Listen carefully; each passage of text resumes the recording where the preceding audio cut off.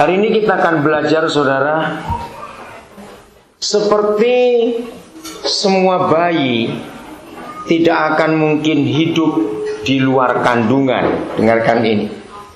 Seperti semua bayi tidak mungkin akan hidup di luar kandungan. Betul tidak? Nggak ada manusia yang bisa hidup tanpa dalam kandungan. Seperti itu juga setelah anak lahir sampai kira-kira umur 7 tahun, maka papa mama itu seperti yang sedang mengandung anak itu. Kalau selama 7 tahun pertama umur anak itu dari lahir umur 0 sampai umur 7 tahun, orang tuanya tidak harmonis, keluarganya tidak bahagia, maka seperti anak yang dalam kandungan akan terganggu. Ya. Kita tahu bahwa ada banyak keluarga yang pernah tahu, entah saudaranya, entah temannya, atau mungkin keluarga itu sendiri, yang anaknya lahir prematur misalnya, yang anaknya selama dalam kandungan ada masalah sakit ini, sakit itu. Dan kita tahu betapa tidak sehatnya anak-anak yang dilahirkan karena kandungannya bermasalah. Sama seperti semua anak yang bertumbuh setelah dilahirkan, bertumbuh tidak di dalam keluarga yang harmonis atau bahagia, maka anak itu pun akan punya masalah secara kejiwaan. Itu pasti. Maka itu dunia merusak, setan merusak pernikahan. Karena setan tahu, kalau keluarga itu utuh, keluarga itu harmonis, itu akan melahirkan anak-anak yang luar biasa. Kita sudah belajar bahwa setan memusuhi keluarga lebih daripada dia memusuhi apapun juga. Dengarkan ini. Setan memusuhi keluarga lebih daripada memusuhi apapun juga. Kenapa dia memusuhi keluarga? Kenapa dia ingin supaya papa mama tidak harmonis? Karena mereka tahu untuk merusak setiap generasi. Ya, dengarkan, untuk merusak setiap generasi, maka bukan anak-anak yang dirusak, tapi orang tuanya. Catat ini baik-baik. Untuk merusak setiap generasi, maka setan tidak merusak anak-anak, tapi setan merusak papa mama. Renungkan ini baik-baik. Maka itu kalau ada papa mama egois, maaf saya berkata, tahu kata egois?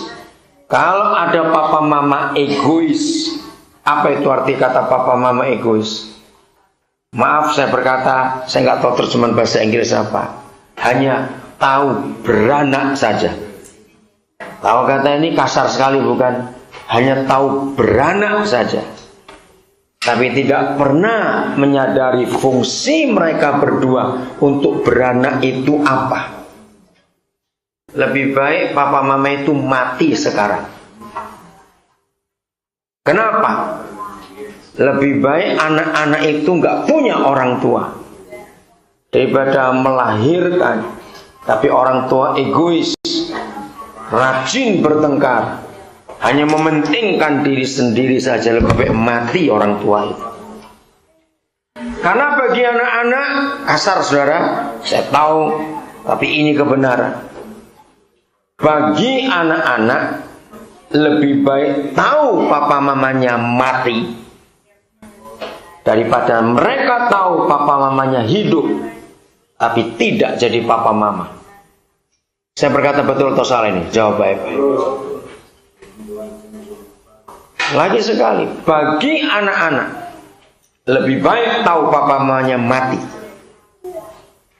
Bagi anak-anak lebih baik melihat kuburan papa mama daripada mereka melihat papa mama hidup tapi rajin berkelahi.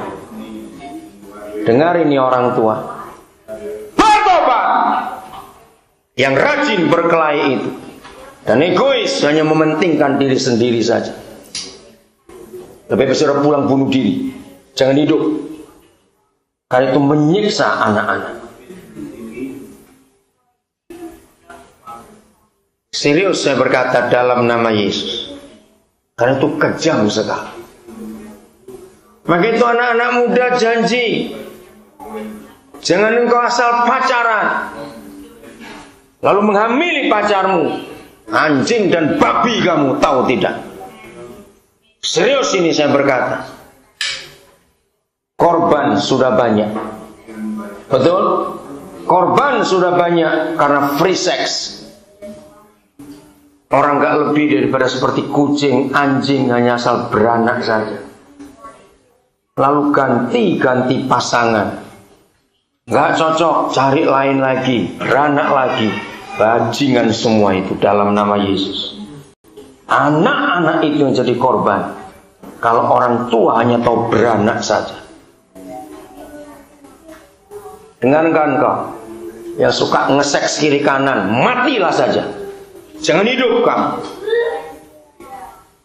Melahirkan anak-anak tapi kamu gak bertanggung jawab. Lihat kiri kanan kita. Ketika dunia makin rusak, itu karena setan mengumbar free sex. Ini serius saya berkata. Saya ulangi lagi supaya kita semua ingat.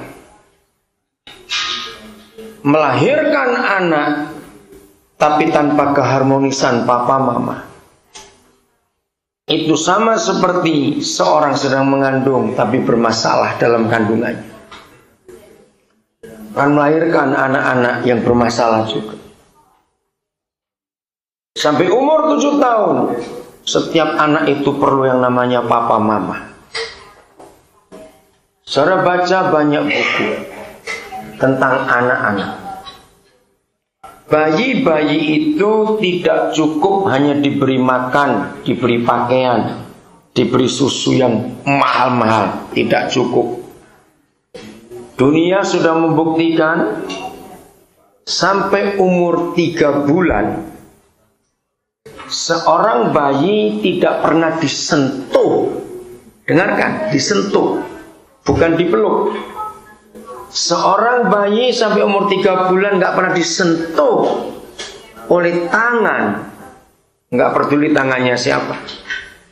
Walaupun diberi makan yang bagus, susu yang mahal, vitamin yang hebat, maka dunia sudah membuktikan bayi itu pasti mati. Kenapa? Baca buku saudara. Ini sudah dibuktikan. Kenapa? Karena pertumbuhan syaraf bayi dan pertumbuhan fisiknya itu 90 sekian persen ditentukan oleh sentuhan tangan. Kenapa bayi suka nangis? Bukan karena mereka lapar atau haus. Tangisan mereka pertama karena mereka ingin dipegang. Maka itu kenapa begitu bayi itu dipegang, langsung dia tertawa, dia senyum. Karena itu naluri yang Tuhan ciptakan. Jadi di tangan itu ada kehidupan.